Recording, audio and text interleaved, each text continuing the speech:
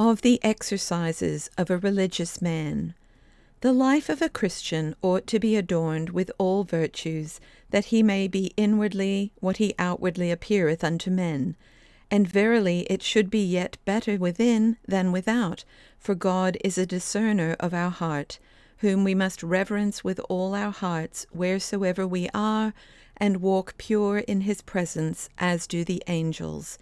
We ought daily to renew our vows, and to kindle our hearts to zeal, as if each day were the first day of our conversion, and to say, Help me, O God, in my good resolutions, and in thy holy service, and grant that this day I may make a good beginning, for hitherto I have done nothing. 2. According to our resolution, so is the rate of our progress, and much diligence is needful for him who would make good progress. For if he who resolveth bravely oftentimes falleth short, how shall it be with him who resolveth rarely or feebly? But manifold causes bring about abandonment of our resolution, yet a trivial omission of holy exercises can hardly be made without some loss to us. The resolution of the righteous dependeth more upon the grace of God than upon their own wisdom, for in him they always put their trust, whatsoever they take in hand. For man proposeth, but God disposeth, and the way of a man is not in himself. 3. If a holy exercise be sometimes omitted for the sake of some act of piety, or of some brotherly kindness, it can easily be taken up afterwards, but if it be neglected through distaste or slothfulness, then is it sinful, and the mischief will be felt. Strive as earnestly as we may, we shall still fall short in many things. Always should some distinct resolution be made by us, and, most of all, we must strive against those sins which most easily beset us.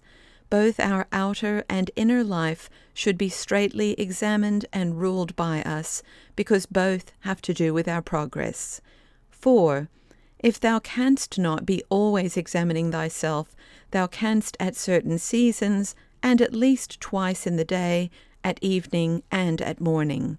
In the morning make thy resolves, and in the evening inquire into thy life, how thou hast sped today in word, deed, and thought, for in these ways thou hast often perchance offended God and thy neighbor. Gird up thy loins like a man against the assaults of the devil. Bridle thine appetite, and thou wilt soon be able to bridle every inclination of the flesh. Be thou never without something to do. Be reading, or writing, or praying, or meditating, or doing something that is useful to the community. Bodily exercises, however, must be undertaken with discretion, nor are they to be used by all alike. 5. The duties which are not common to all must not be done openly, but are safest carried on in secret.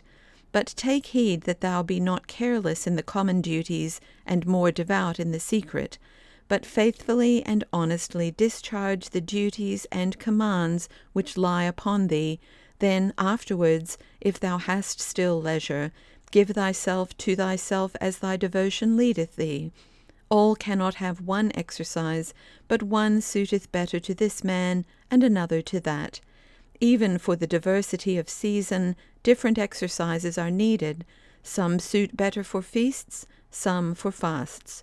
We need one kind in time of temptations, and others in time of peace and quietness. Some are suitable to our times of sadness, and others when we are joyful in the Lord. 6. When we draw near the time of the great feasts, good exercises should be renewed, and the prayers of holy men more fervently besought.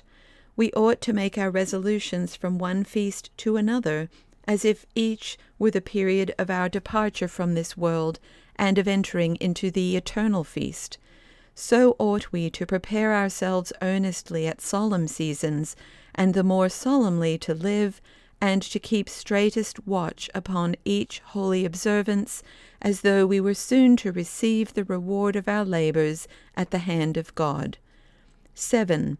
And if this be deferred, let us believe ourselves to be as yet ill-prepared, and unworthy as yet of the glory which shall be revealed in us at the appointed season, and let us study to prepare ourselves the better for our end. Blessed is that servant, as the evangelist Luke hath it, whom, when the Lord cometh, he shall find watching. Verily I say unto you, he will make him ruler over all that he hath.